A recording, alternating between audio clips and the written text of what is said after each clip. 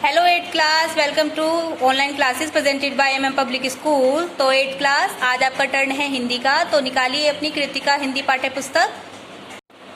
Page number 28 पर है पाठ नंबर 4 और पाठ का नाम है हार को पीछे छोड़कर आगे बढ़ो। तो चलिए बच्चों, हम इस पाठ को पढ़ना शुरू करते हैं। तमिलनाडु के रामेश्वर जैसे छोटे शहर के एक गरीब परिवार में जन्म लेकर राष्ट्रपति पद तक पहुंचने वाले डॉक्टर एपीजे अब्दुल कलाम ने अपने जीवन में सफलता के कई पड़ाव देखे हैं। वे किसी असफलता के बाद रुके नहीं। मिसाइल मैन कहे जाने वाले भारत रत्न अब्दुल कलाम अपने हार और अपनी जीत के अनुभवों को अक्सर दुनिया के साथ बांटते रहे हैं।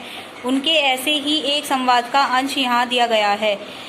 एक वैज्ञानिक के रूप में भारतीय अंतरिक्ष अनुसंधान केंद्र इसरो में मेरा लंबा कार्यकाल रहा है और इसके बाद मुझे राष्ट्रपति पद की जिम्मेदारी संभालने का मौका मिला। इसरो में काम करने के दौरान सफलता और असफलता को लेकर मैंने बहुत कुछ सीखा। मेरा मानना है कि एक अच्छा लीडर बनने के लिए सफलता को सहज रूप से स्वीकार करना बहुत आवश्यक है। जो हार को स्वीकार करके आगे बढ़ता है उसे ही बाद में जीत का सुख मिलता है। हारने पर घबराने की बजाय आगे बढ़ना चाहिए। यह मैंने अपने लंबे अनुभव से सीखा है। अपना यह यादगार अनुभव मैं आपके साथ साझा करना चाहता हूँ। बात 1979 की है।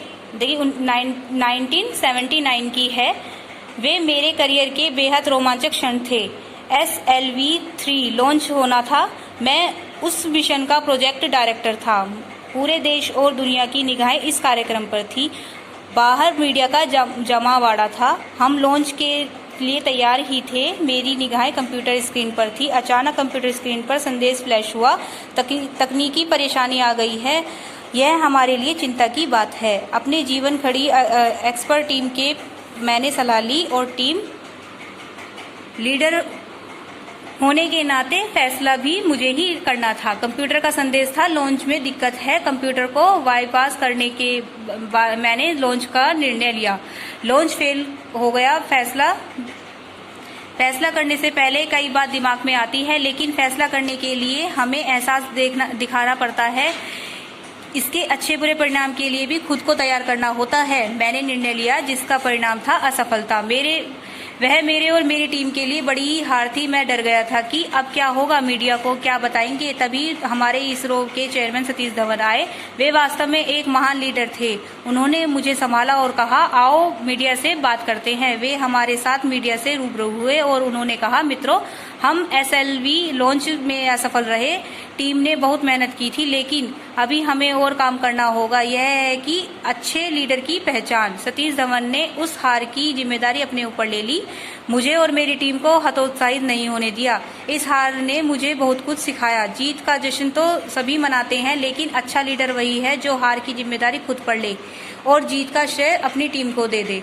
1979 में हम असफल रहे थे, पर हारे नहीं थे। हमारी कोशिश जारी रही और 1980 में हम सफल हुए। हमने SLV-3 सफलतापूर्वक लॉन्च किया। हमारा खुशी का ठिकाना नहीं था। पूरा देश खुशी से झूम उठा। यह देश के गौरव की बात थी। अब जश्न की बारी थी। हमारे चेयरमैन सतीश धवन हमारे बीच आए। उन्होंने हमें बधाई दी और कहा, जाओ अब तुम मीडिया का सामना करो और उन्हें अपनी जीत की जानकारी दो। धवन ने हार की जिम्मेदारी खुद पर ले ली थी, जबकि जीत का श्रेय उन्होंने पूरी तरह से मेरी टीम को दिया। आप सबको इससे सबक लेना चाहिए। एक अच्छे नेता के लिए विजन जरूरी है। विजन मतलब होता है दूर की सोच। विजन अर्थात दूर की सोच। इसके लिए लीडर में दूरदृष्टि होनी चाहिए। इसी के साथ लीडर टीम को एक लक्ष्य की ओर ले जाता है। लीडर में अपने विजन को पूरा करने के लिए जुनून भी होना चाहिए। अपने सपनों को पूरा करने के लिए लीडर को जुनून के साथ काम करना जुट जाना चाहिए। इससे ही सफलता मिलती है। जब आप कुछ बड़ा काम करेंगे तो परेशानी तो आएंगी, समस्याएं तो आती रहती हैं। उनसे घबराना नहीं चाहिए, पर समस्याओं से जूझना सीखें। आप समस्याओं के कैप्टन बने, समस्या को अपना कैप्टन न बनने दें। इनके सामने हार न माने, समस्याओं का विजय प्राप्त करो और आगे बढ़ो, तभी सफलता मिलेगी। आपको यह करना ही होगा। आपके अंदर कुछ अलग करने के लिए हिम्मत होनी चाहिए। अच्छा लीडर दूसरों से अलग सोचने का साहस दिखाता है।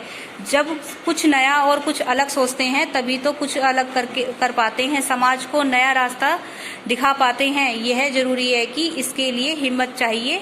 एक और बात, लीडर के अंदर यात्रा करने की इच्छा होनी चाहिए। ऐसे इलाकों में जाने की हिम्मत जहां पहले कोई ना गया हो, ऐसे क्षेत्र की खोज जो पहले अनदेखा रहा हो। मैंने देखा कि अलग अलग क्षेत्रों में काफ़ी यात्राएं की हैं। मैं देश के लाखों बच्चों से मिला हूँ, जिससे उन तक अपनी बात पहुंचा सकूं, यह आवश्यक है। बच्चों, यहाँ पर आपका पार्ट फिनिश होता है, समाप्त होता है। तो बच्चों, आप एक बार इसे खुद से भी पढ़िए और इसको समझिए कि इसमें क्या बताया गया है। तो बच्चों, मिलते हैं नेक्स्ट क्लास में नेक्स्ट वीडियो के साथ। Thank you.